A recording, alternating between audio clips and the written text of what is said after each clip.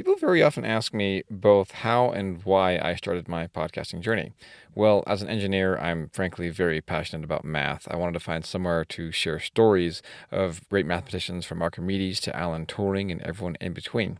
And for that reason, I want to tell you a little bit about my preferred hosting platform, which is Zencaster. Now, before I continue, this is usually the conversation I have with anybody who is wanting to start their own podcast. I know there are so many people out there with passions that they want to share with the world or unique knowledge that they're just looking for a platform to start with. And Zencaster is a wonderful all-in-one platform. What I mean by that is you can do your recording and your editing and use AI to create a transcript and distribute to all platforms, including Apple Podcasts or Spotify or anywhere else where podcasts are played. For anybody like me who might worry at first about what you might sound like on an audio recording, Zencaster's post-production process makes you sound really, really smooth. It automatically removes any of the ums or ahs in your recording.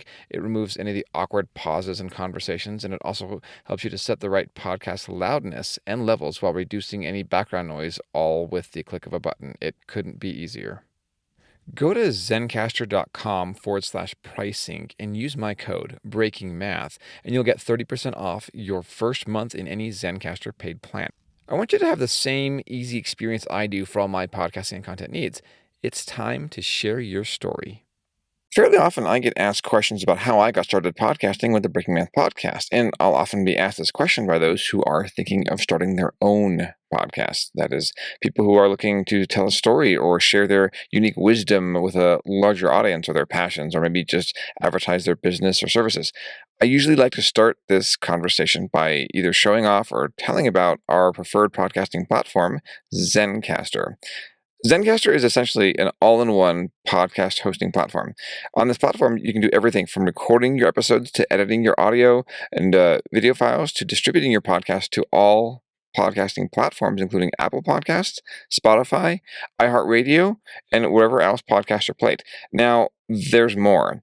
When I first began podcasting, I used to get very nervous about how I would sound. I would sometimes stutter or have awkward pauses or other audio blemishes in my recordings. Now, Zencaster has a new suite of AI tools in their post-production process that make you sound really smooth. They automatically take out any of the ums or ahs in your recording. Also, they automatically take out any of the awkward pauses in your discussions. The tools will also help you set the right loudness and balance all the levels while reducing any background noise, all with the click of a button. Doesn't sound too bad, does it? You really should check it out. Really, the world needs to hear what you have to say. In fact, I'm going to give you a code below to help give you a large discount. It's all one word, Breaking Math. Go to zencaster.com/pricing and use my code BREAKINGMATH, and you'll get 30% off of your first month in any Zencaster paid plan.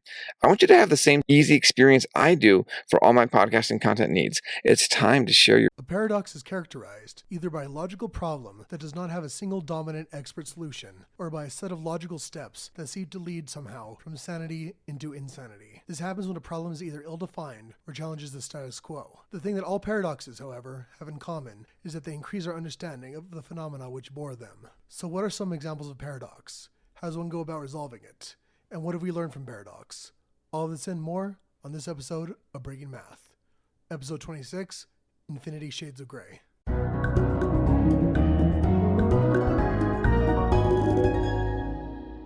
I'm Jonathan. And I'm Gabriel. You can find us on Facebook at Breaking Math Podcasts, Patreon at Breaking Math Podcast, Twitter at Breaking Math Pod, Gmail at breakingmathpodcast@gmail.com, or at breakingmathpodcast.com. Yeah, and we'd love to hear from you. Very soon, we're going to implement our series of Ask Math questions. We want to do that this week, but we want to give you guys an opportunity to think of some good questions. Yes. So we've got today's episode on paradoxes and also any of our old episodes. If you've got questions, send them in, and we will give you a well-researched answer. And with us on, we have... Adam. And Adam, you've been on an episode before, right? One, I have. I'm asking it like I don't know. What's an example of a paradox maybe that you learned in school that you thought was pretty interesting? It's one you're going to cover later in the podcast. The half plus 1/4.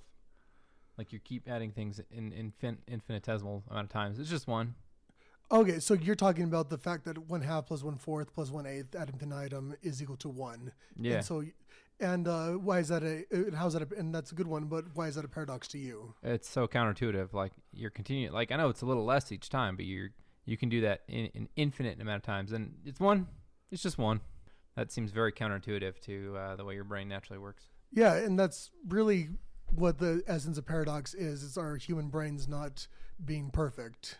Paradoxes are gosh, I think it would be underserving them to say they're a lot of fun, which they certainly are. They can also be mind-numbingly frustrating.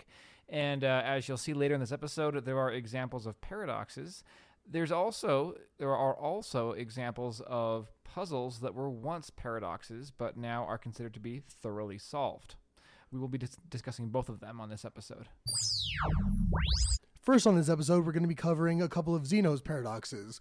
One, Achilles and the tortoise, and the other one, the Fletcher's paradox, which is also known as the arrow paradox. The third paradox that we will be discussing today is a more recent one formed by mathematician and physicist James Clerk Maxwell. This is a paradox that seems to contradict the second law of thermodynamics, which we will also be discussing in today's episode.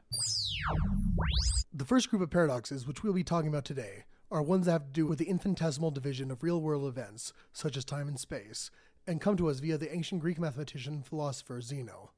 There are 10 such paradoxes, but we'll focus today on 2, the Fletcher's or arrow paradox and the Achilles and tortoise paradox. We will start today with the paradox of Achilles and the tortoise. You'll find that there are similarities with the 2 paradoxes that we'll be discussing from Zeno. The story of the Achilles and the tortoise is pretty simple. So Achilles, one thing you should know about him is that he's an all-star athlete, except for his I guess you could shoot his ankle and he's bad, but otherwise he's basically like Hercules, kind of. I know that some Greek history buffs are going to be angry about that. But basically he's an all-star athlete. So he's racing a turtle. Achilles and the tortoise are racing. And the tortoise is given an arbitrary head start. It doesn't matter how big of a head start, so let's just say he's within eyesight of Achilles.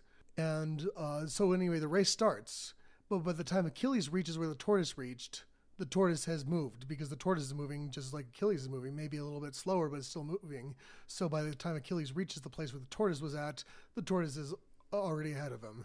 So now Achilles runs to where the tortoise now is, but then by the time he reaches that place, the tortoise moved a little bit more. And that happens over and over ad infinitum. And the conclusion, the paradoxical conclusion, the conclusion that we tell is incorrect, is that Achilles can never surpass the tortoise. When I first read this paradox, something about it really bothered me, and I think that may be the same for many readers and listeners. But putting my finger on it and explaining what about it really bothered me was the challenge. In this episode, we will attempt to explain that challenge. Yeah, and to some people, the answer might seem pretty obvious. They'll be like, well, it's just like what Adam said at the beginning of the podcast. It's like 1 plus 1/2 plus 1/4, and you get a finite number. And so because the second time Achilles runs toward the tortoise, it doesn't take as long as the first time. The first time the tortoise was just within eyesight, and the next time maybe he's a stone's throw away. Yeah. And again, if you're following the logic of Zeno, he seems to indicate that although Achilles is continually getting closer and closer to the tortoise, as Jonathan said, he never ever passes him. Adam? Can I ask a question? Yes. Did this paradox come about when there was a basic understanding of just the way like velocity and acceleration work? No, that didn't really come about until Galileo. But at the same time, the ancient Greeks, if you look at Euclid, they divided space up infinitesimally all the time. It's just they had a problem with dividing time up infinitesimally. Oh, interesting. That's interesting. The time versus space way of looking at it and analyzing it. Yeah. And what an interesting paradox in general. And we've given you the answer pretty much. It's just that the distances get shorter and shorter, so you could divide it up infinitesimally and add them all together. One other way, if I may, of thinking about the answer is when you can understand conceptually the difference between convergent series and divergent series of infinite steps. An example of a divergent series would be adding up all of the real numbers, starting at 1 and then adding 2 and adding 3, etc., all the way to infinity. The sum would be infinitely large. And if you're wondering what divergent means, it basically means either infinitely large or going between two two or more options. And as Adam had said earlier, an example of a convergent series would be summing up all of the elements of the series 1/2 plus 1/4 plus 1/8 plus 1 over 2x as essentially as x goes from 1 to infinity. That number does converge to the number 1. Yeah, or 2 to the x. But yeah, it does converge to 1. And same thing with like 1 plus 1/5, that converges to I think 6/5 or something like that. Yeah. So even though we can talk about an infinite amount of times apparently that the tortoise gets some amount of distance ahead of Achilles in any given amount of time, those infinities still converge, and they converge very quickly. So, as we all know, Achilles certainly will pass the tortoise, as our common sense does and should tell us. Yeah, also I meant 5/4, not 6/5. And a modern twist, just to show you and this is related to a paradox found in Gödel, Escher, Bach, just to show you the source of confusion, if you're confused about where they were confused, is the following. Suppose you had a genie, and this genie could answer any question you have, but the way this genie operates is by having its own genie, and its genie is half as big as itself. And he asks the genie the question. Now that genie asks its genie the question, which is half as big and is twice as fast. So basically, you ask genie 1, which asks genie 2, which asks genie 3, all the way up to genie infinity. Now somehow the answer comes out of this. And the infinitieth genie, that's not mathematical at all to say that, tells infinity minus first, even less mathematical, genie the answer, and it goes all the way back down the chain to you. And the question might be, where did the message come from? And in this case, it's the exact same paradox style, basically. Just makes you think of the same thing like when you think of the series 1/2 plus 1/4, etc. What's the last number?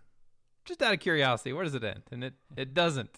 Yeah, there's no last number. If there was a last number, there'd be one after it. It's real weird to think about. Yeah, it absolutely is. So even though these paradoxes are considered puzzles, that is to say, even though they're considered solved, it still is unsettling. Is that the word? To try to think about infinity?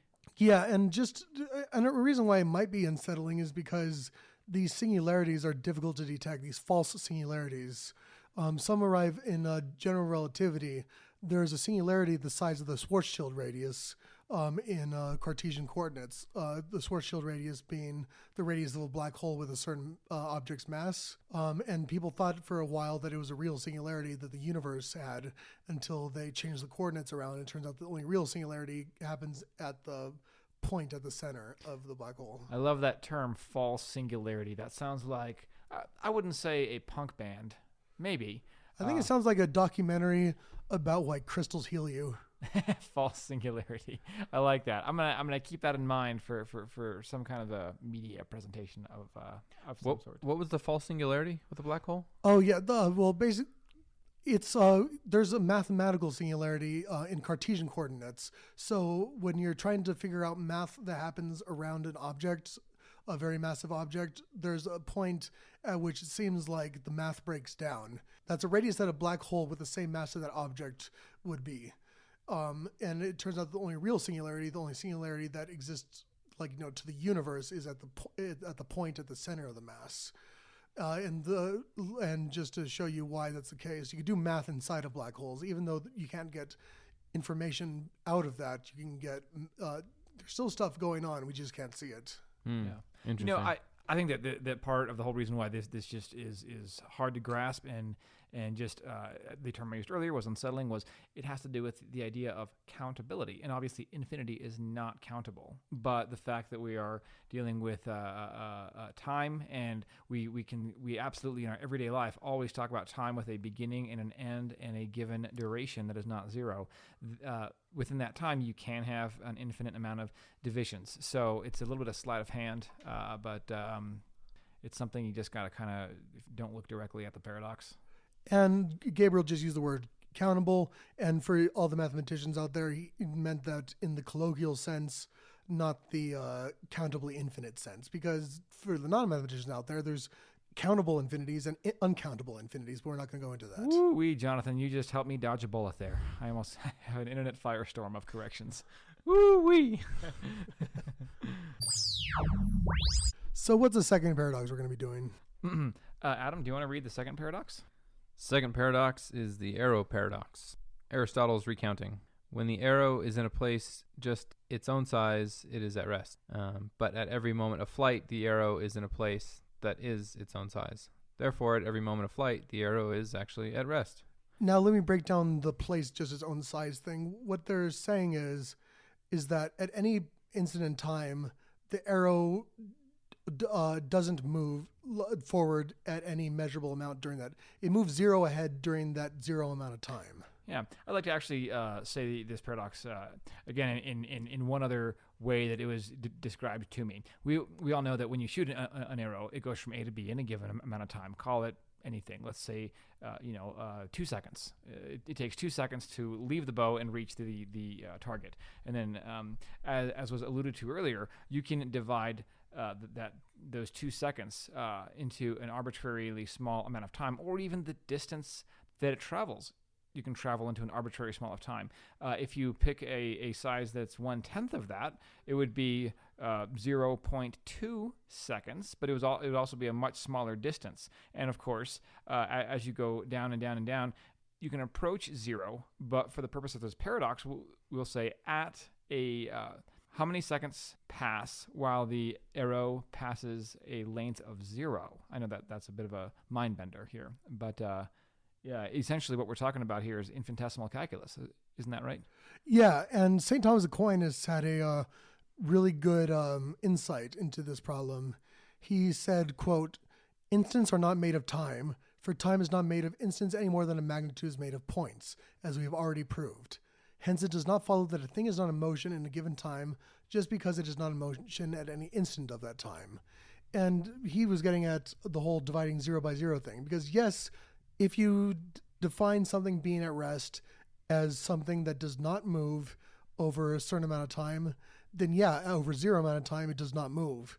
However, we're dividing 0 by 0, and that's where the paradox comes. Actually, a lot of paradoxes come from dividing 0 by 0 or something, or infinity by infinity. I like that a lot, actually. I tried to solve this one on my own, and the logic that I wrote was, if you are allowed to this is very similar to what you just said. If you're allowed to divide time or length into an infinitesimal, then you're also allowed to multiply it by infinity to reach the duration. So it's sort of like if you had a scale and you had an infinitely heavy weight on one side. It's not that you can't balance it. You just need an infinitely heavy weight on the other side, and you have a perfect balance.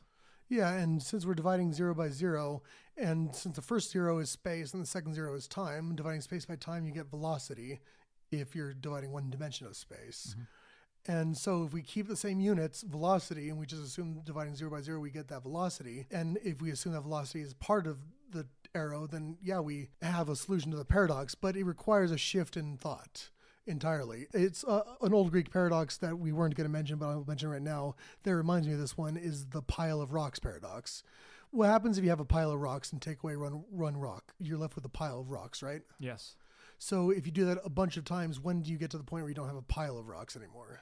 You would have to have a given definition of a pile, something like a minimum of 3 rocks would be a pile.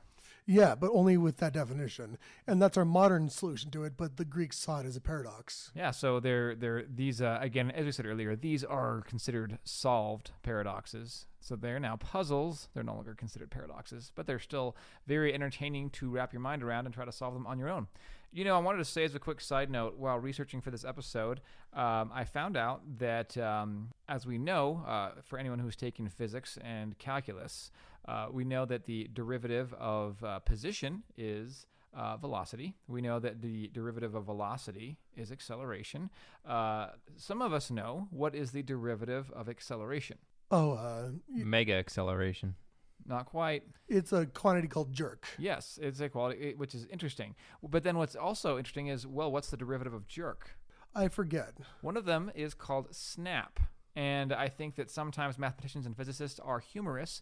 The derivative of snap is oftentimes called crackle, and the derivative of crackle is called pop, as a homage to Rice Krispies.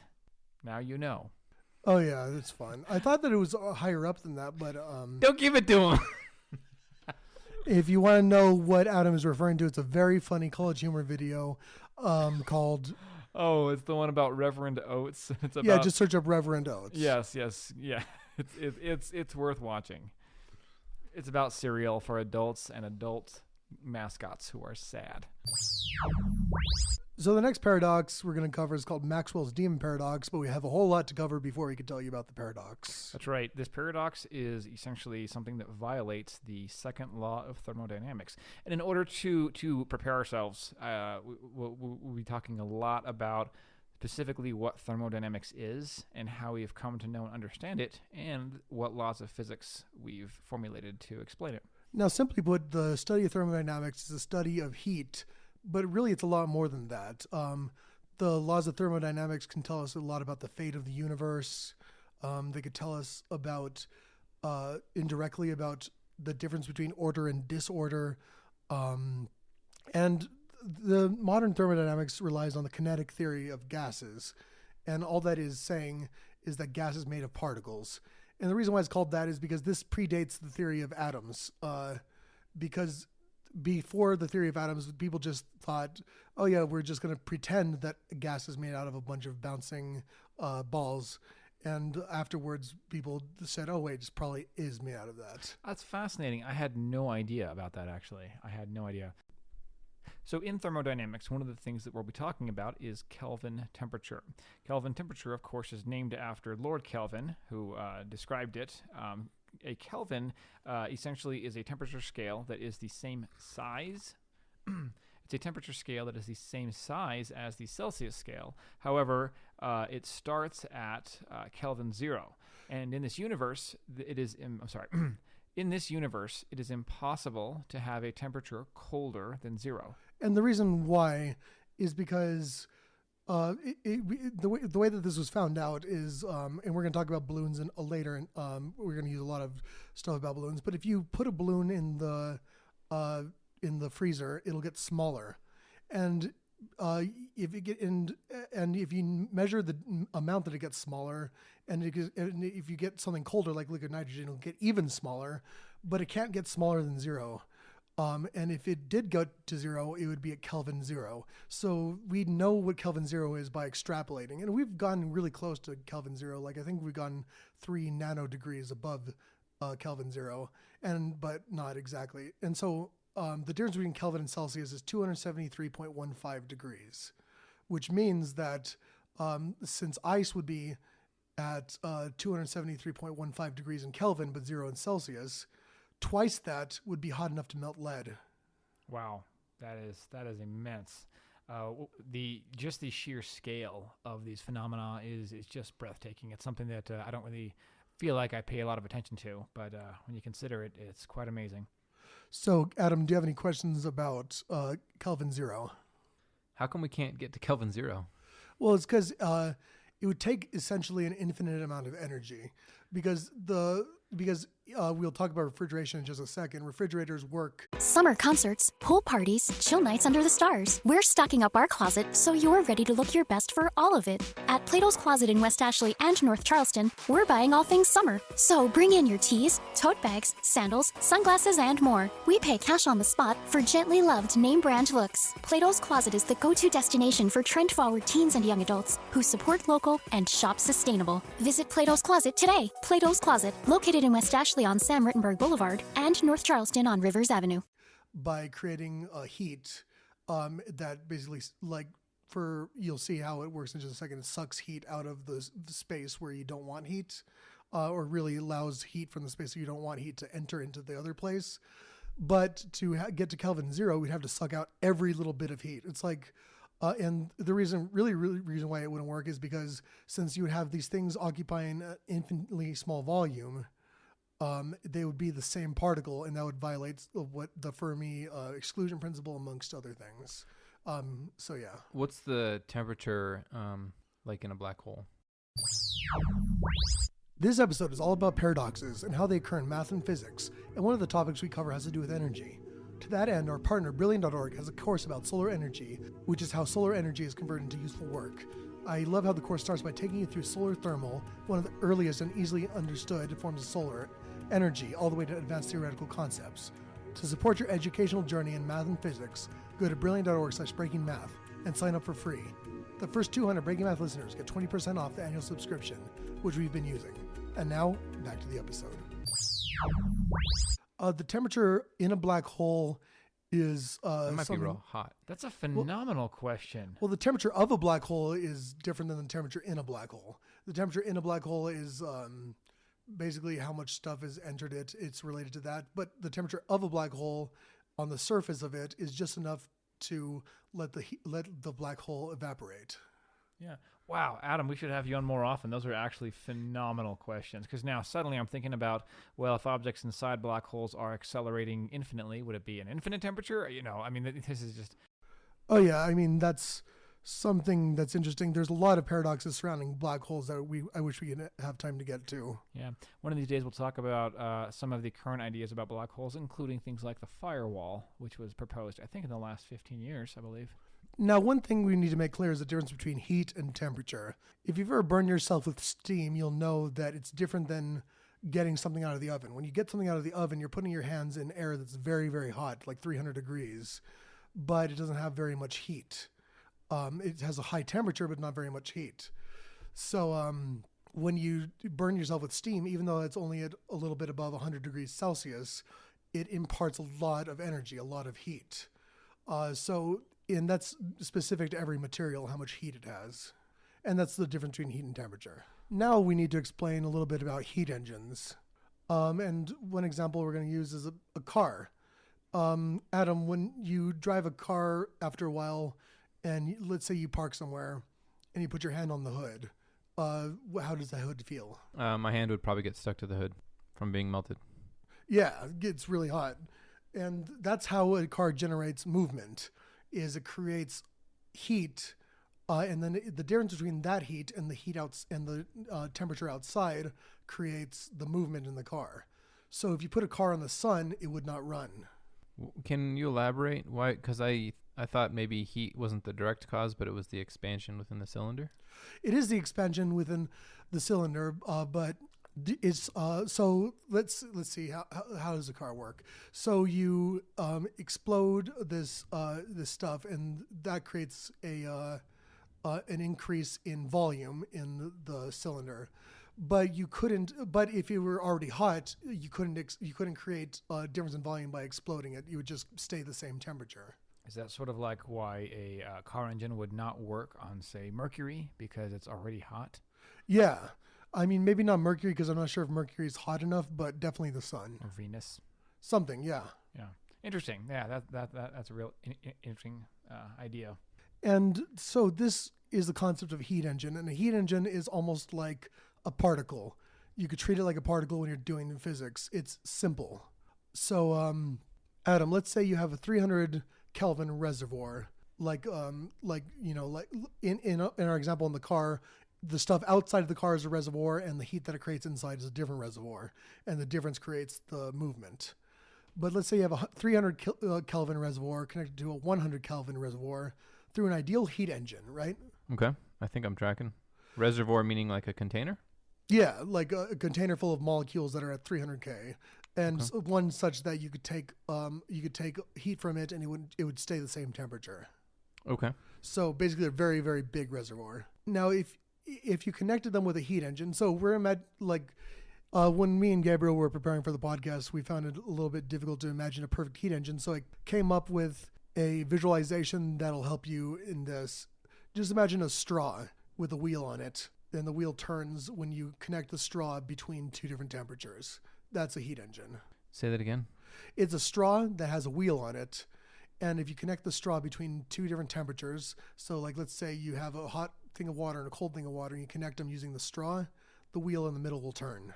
Because the water's flowing? Not because the water's flowing, because the heat is flowing. Okay. So or you could imagine a string if you don't want to imagine a straw. Okay. So work is done by the difference in temperature.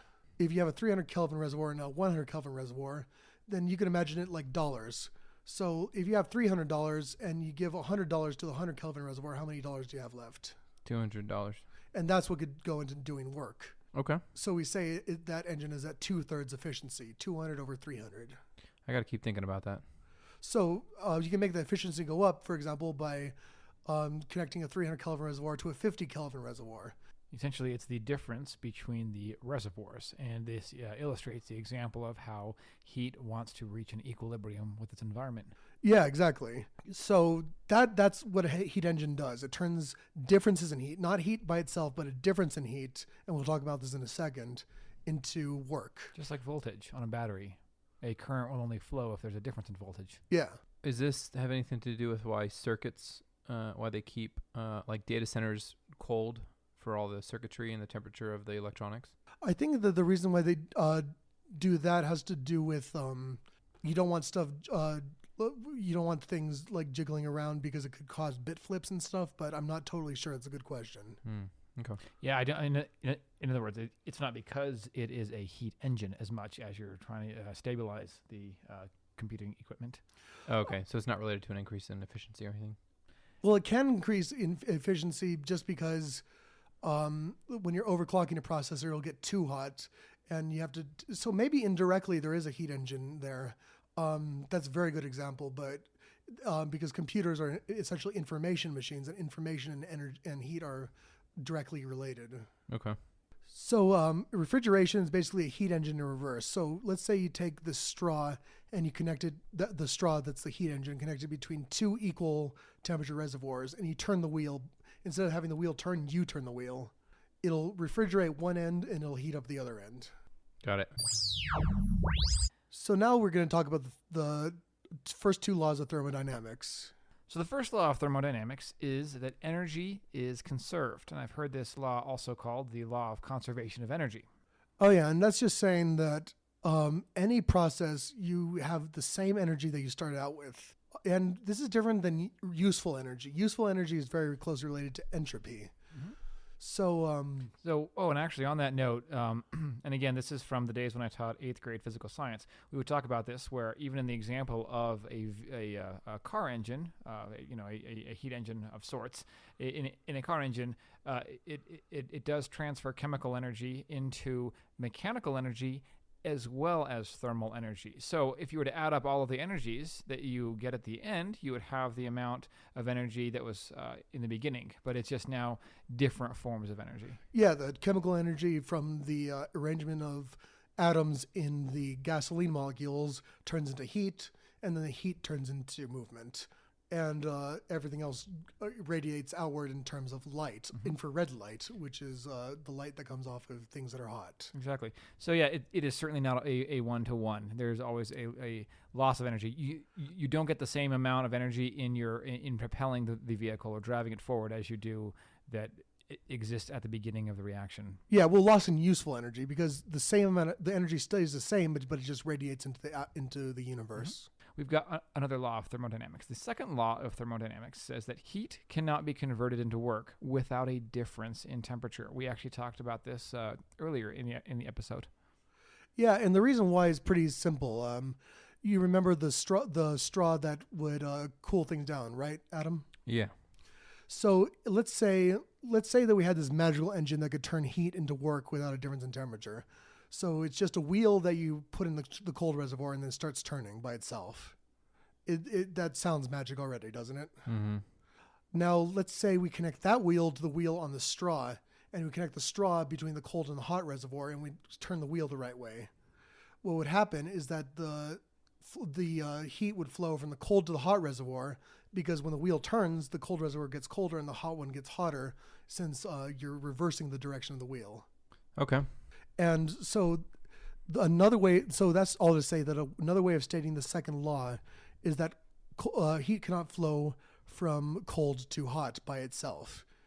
And it's pretty obvious when you put an egg onto a frying pan, the frying pan doesn't get hotter while the egg freezes, right? Last time I checked, that's correct. Yeah, if that happened, that'd be weird. Gabriel, what is heat in the kinetic theory of gases, or temperature at least? Energy.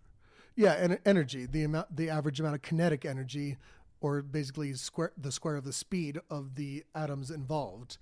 So this makes a lot of sense, because if you had two rooms, one with a lot of hot, really fast atoms and one with cold atoms, and you put the separator up, all of it would get medium speed atoms. So you would seem like the heat went from the hot to the cold reservoir on average, using kinetic theory of gases. So that's three different ways of stating the second law. That entropy must increase, or stuff must go from hot to cold. That heat cannot be converted into work without a difference in temperature. And finally, what we're going to talk about before we talk about the actual paradox itself is Brownian motion. And we have a quote here by the Roman philosopher Lucretius. Observe what happens when sunbeams are admitted into a building and shed light on its shadowy places. You will see a multitude of tiny particles mingling in a multitude of ways. Their dancing is an actual indication of underlying movements of matter that are hidden from our sight. It originates with the atoms which move of themselves, i.e. spontaneously. Then those small compound bodies that are least removed from the impetus of the atoms are set in motion by the impact of their invisible blows, and in turn cannon against slightly larger bodies. So the movement mounts up from the atoms and gradually emerges to the level of our senses, so that those bodies are in motion that we see in sunbeams, moved by blows that remain invisible. And that's what the same reasoning basically that Einstein used about why Brownian motion happens. And Brownian motion, like, just to sum that up, is when you see particles moving in the sunlight and they look like they're moving around randomly, or when stuff diffuses in a liquid. That's Brownian motion. And to understand Brownian motion, you have to understand the gas law. So the pressure times the volume of a specific collection of gas is equal to the gas constant, which is just a constant that we're using for proportionality, times the number of gas particles, or any kind of particles, times the temperature of those particles. Now, those don't have to be atoms. They can be bowling balls. But what you have to know about atoms is that they jitter around all the time. It's just that that's not useful jittering. We can't convert that, for reasons we will show in a second, into useful energy. This is a really great illustration. I've seen many examples of this. I think that when I was in middle school, I would oftentimes have the job of cleaning the erasers. Now, I know a lot of classrooms don't use typical chalk erasers anymore, but essentially if you have two erasers that are for a chalkboard and you clap them together, you get all kinds of dust. And of course, in the example above from Lucretius, when you have sunlight pouring through a cloud of chalk dust, you can very, very easily see the jittering. This is just fascinating. And then from that, you get examples like Brownian motion. That's really cool. So I think now you have all the physical background that you need to understand the paradox. Without further ado, let's read the Maxwell's Demon Paradox. Suppose you separate two equal temperature containers with a thin wall, but one constructed such that heat cannot flow between them. In the middle of this wall, we install a door, and we man it with a demon. The demon waits for a fast particle from the left container to hit the door, and right before the particle hits the door, he opens it up and lets it into the right container. He does the same thing for slow-moving particles from the right container to the left container. Over time, the left reservoir gets colder, and the right container gets hotter and hotter. But since the door can be operated with a very small amount of energy, there is not enough work to show for it. Essentially, that's saying that the work that's done in opening the door is minuscule. It doesn't really amount to much in this analogy, in this paradox. Yeah, and it's a weird paradox because it is really easy. I mean, if I have a door, it takes less energy to open the door than it takes for like a barrel to hit the door. But if I close the door, the barrel can't go through the door. The door is strong enough. So the barrel in this case are like the atoms. And one thing that we didn't mention in the beginning is that, yes, hot stuff has faster moving molecules, but it does also have slow moving molecules and very, very fast moving molecules. But on average, they're fast. Yeah. You know what I'd love to do with this paradox? I'd actually like to see if I can't write a computer program to simulate it somehow. So I have a dumb question. In my mind, I'm thinking that energy is conserved, and so even though we're separating the hot and the cold in my mind, they would still average out to the same temperature, so it doesn't seem like a paradox. See, it's only a paradox for the second law of thermodynamics, not for the conservation of energy. Those are separate laws. The second law being? The second law being that you can't get useful work without a difference in temperature, which is the same thing as saying that heat cannot flow from cold into hot by itself. Okay. Yeah, and this is a very interesting paradox. So essentially, one room is getting constantly hotter, and one room is getting constantly colder, even though the only thing that's happening is that molecules are changing the room based on their temperature. Yeah, but very astute observation that they do have the same total energy. It's just that one side is getting less energy and one side is getting more energy. I see. Is there anything to be said about the energy required to move the door? I mean, I said that... Oh, yeah, you can make it almost arbitrarily small. Okay. And the reason why this is a problem is because let's say we connect a heat engine between the cold and hot reservoir. We get useful heat, and let's say that it takes a very small amount of energy to run the daemon, but the daemon creates a very big difference in heat between the two reservoirs. Then we could run an engine with that difference in heat until the reservoirs become the same temperature. Then we just use the daemon again, over and over again, and we get something for nothing, which is impossible. I see. So essentially, there is something wrong with it. I mean, I think that right now we can say that we know the paradox can't exist, but we can't quite explain why. And again, we've already said that whatever energy the daemon is using, we can make it arbitrarily small. Yeah, and the solution right now relies on the second law being correct, which there's more probability in most people's opinions that even quantum field theory is more likely to be incorrect than the second law. The second law is so perfect. It's never violated in nature, ever. Because if we were, then we'd be able to do things that we cannot do. I mean, look at the gecko. The gecko exploits van der Waals forces between atoms to stick to walls. Evolution finds a way of utilizing everything, and if it can't find a way to violate the second law, it's probably not violated.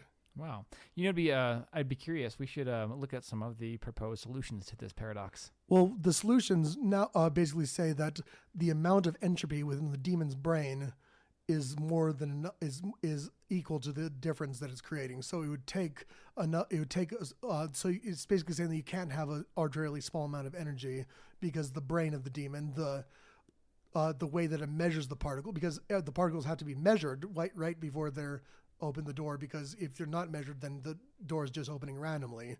So all of that process must take enough energy to account for the difference. That is one tough paradox. You know, I mean, I wonder who proposed that solution. And again, although that solution very well may be exactly right, it's for me, it seems impossibly far to intuitively think of that. You know what I mean? Like this paradox is I'll take it on faith. I'm going to pray on that. I got a tricky solution relevant to the 21st century. If 21st century is all about automating human or demon tasks, then what if you create a spring-loaded trap door such that it would be opened in one direction by a fast-moving particle, but the settings would be such that the slow-moving particles wouldn't affect it. So then the demon is out of the way, and the door just allows this So explain that one more time. So it's a door that can open in one direction.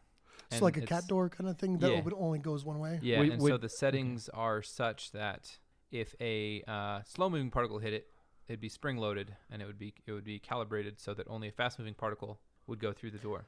Well, here we go with the spring loaded. It's like you would still have to wind up the spring.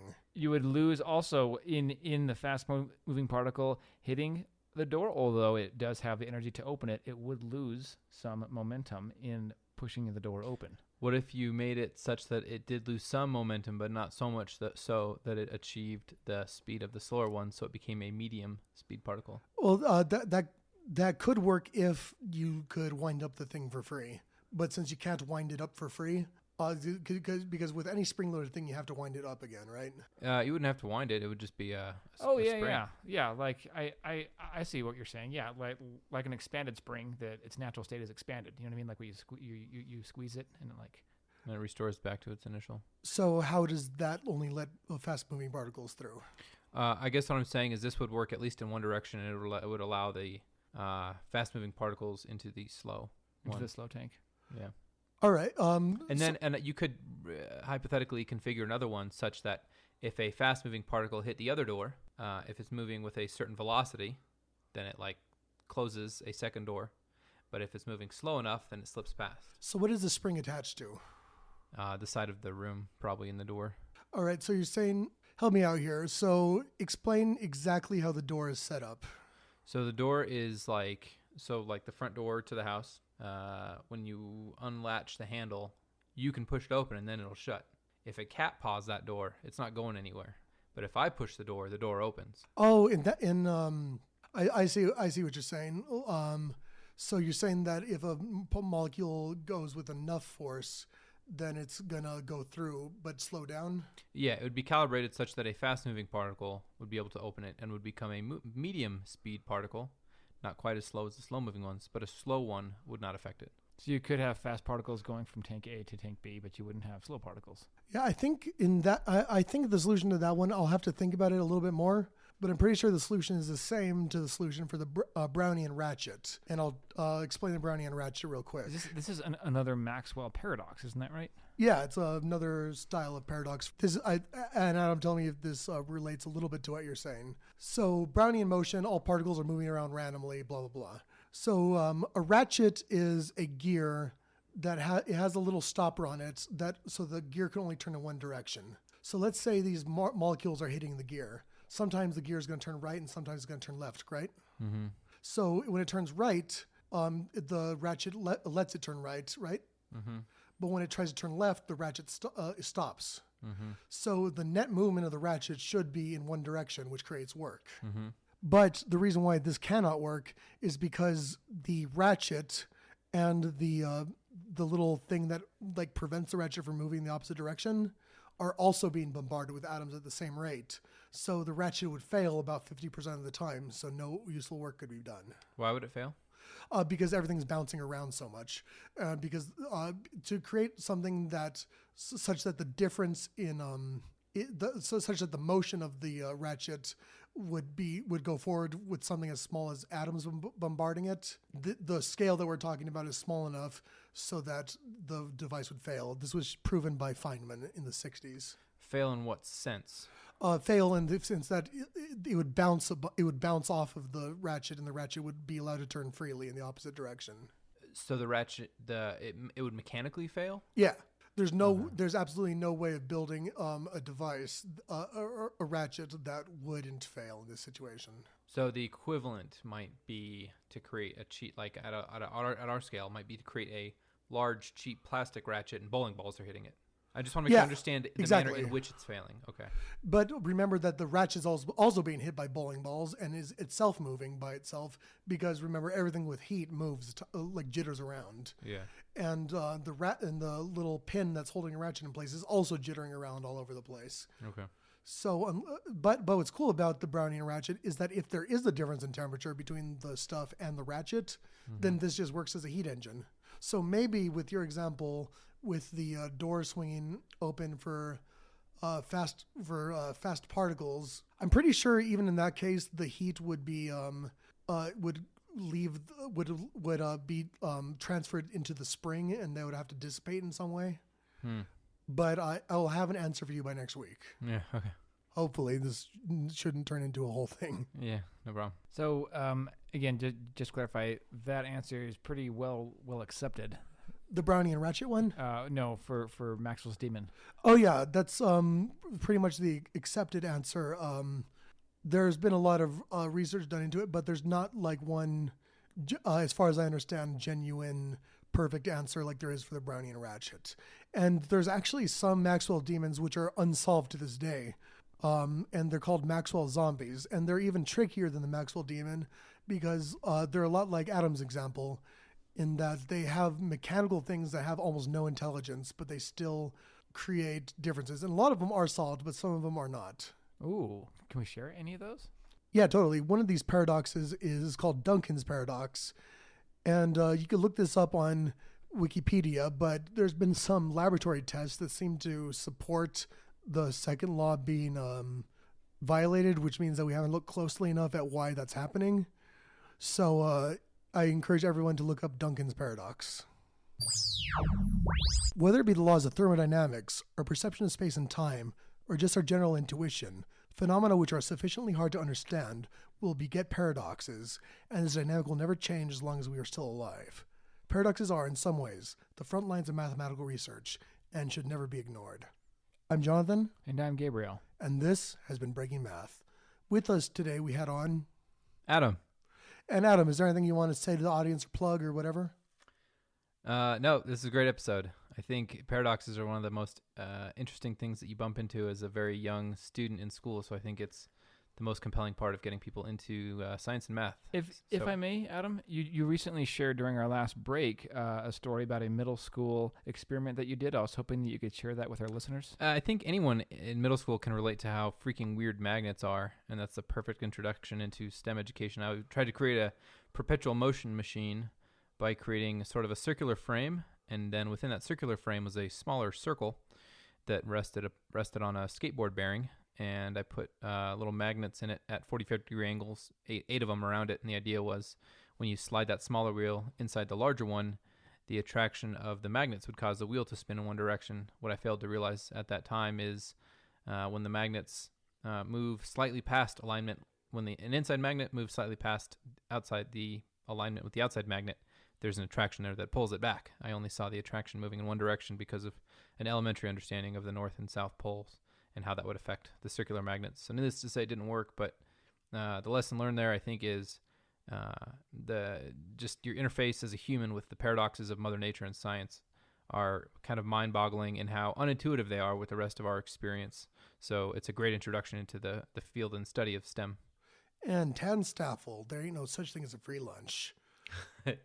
You can find us on Facebook at Breaking Math Podcast. You could buy us a drink at patreon.com/breakingmathpodcast.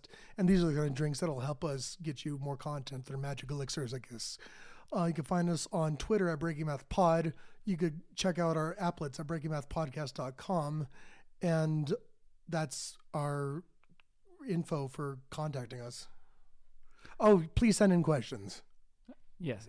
Any questions? And again, these are not just about paradoxes, but anything that you'd like to answer about math, including math education. We'd love to talk about math education as well. Yeah. So if you've ever wanted to know why there's